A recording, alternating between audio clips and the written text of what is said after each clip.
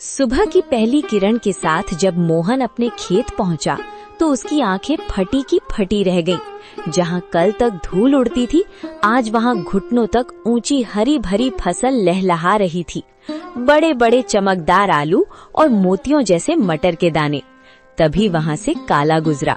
काला हैरानी और चिढ़ के साथ, अरे मोहन, ये क्या तमाशा है? कल शाम तक तो यहाँ मिट्टी उड़ रही थी और आज एक ही रात में इतनी बड़ी फसल। कौन सा गड़ा हुआ खजाना हाथ लग गया है तेरे? या कहीं शहर से कोई चोरी का माल लाकर यहाँ गाड़ दिया है? नहीं काला भाई, ये ना कोई चोरी है और ना कोई तमाशा। ये तो ऊपर वाले की मेहरबानी है।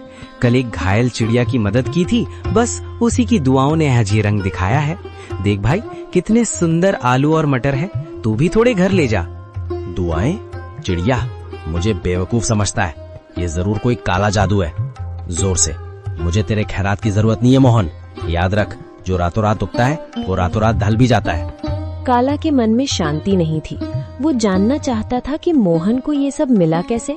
वो बिल्ली के कदमों से मोहन के टूटे हुए घर के पीछे पहुंचा और खिड़की से कान लगाकर सुनने लगा। अंदर मोहन, बिमला और माँ बातें कर रही हैं।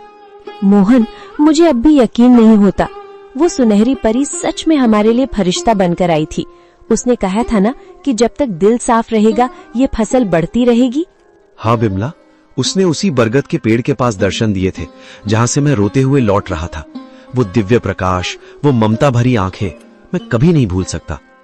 काला भाई को शक हो रहा था, पर उसे कैसे समझाऊं कि ये सब दया का फल है। काला खिड़की के बाहर बुदबुदाते हुए, अच्छा तो ये बात है।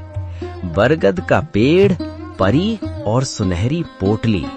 अगर उस भीख मंगे मोहन को परी मिल सकती है तो मैं तो उससे कहीं ज्यादा चालाक हूँ। मैं भी कल उसी पेड़ के पास जाऊंगा और उस परी से सब कुछ छीन लूंगा। काला सुबह सुबह उसी बरगद के पेड़ के नीचे पहुंच गया। उसने एक जाल बिछाया और एक चिड़िया के आने का इंतजार करने लगा। उसने सोचा कि वो किसी चिड़िया को घायल करेगा और फिर उसकी मदद का नाटक करेगा। कहाँ है वो परी? ओ चिड़िया, बाहर निकल। देख, मैं तेरे लिए कितने दाने लाया हूँ। बस एक बार मेरे सामने आ जा और मुझे वो मखमली पोटली दे दे। मुझे आलू मटर नहीं, मुझे सोना चाहिए, चांदी चाहिए। मैं उस मोहन से बड़ा आदमी बनना चाहता हूँ। काला घंटों चिल्लाता रहा। कभी रोने का नाटक करता तो कभी लालच में पेड़ की टहनियां हिलाता, लेकिन वहाँ सन्नाटा छाया रहा।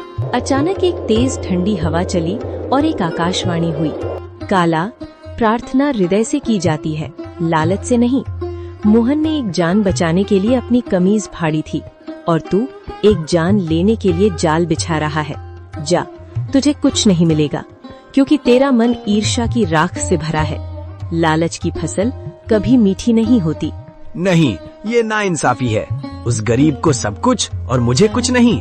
अगर मुझे नहीं मिला तो मैं मोहन का भी कुछ नहीं रहने दूंगा। मैं आज रात उसके खेत को शमशान बना दूंगा। मोहन ने पहली फसल घर लाई। बिमला ने जब आलू और मटर की सब्जी बनाई तो उसकी खुशबू पूरे गांव में फैल गई। बीमार माँ ने जैसे ही एक निवाला खाया, उनके चेहरे पर रौनक आ गई। पिताजी, ये आलू तो बहुत मीठे हैं। क्या ये सचमुच हमारे खेत के हैं? अब मुझे स्कूल जाने के लिए नया बस्ता मिलेगा ना? हाँ मेरे बच्चे, अब हम कभी भूखे नहीं सोएंगे। बिमला देखो, भगवान ने सुन ली। आज माँ की आंखों में चमक देखी? ये उन जादुई बीजों का ही प्रताप है। बिमला आंखों में आंसू भरकर, मैं तो डर गई थी मोहन। मुझे लगा था कि गरीबी हमारी पहचान बन गई है, लेकिन आज पहली बार लग रहा है कि हमारे घर में भी लक्ष्मी ने कदम रखा है। पर मुझे उस काला से डर लगता है। उसकी नजरें हमारे खेत पर जमी हैं।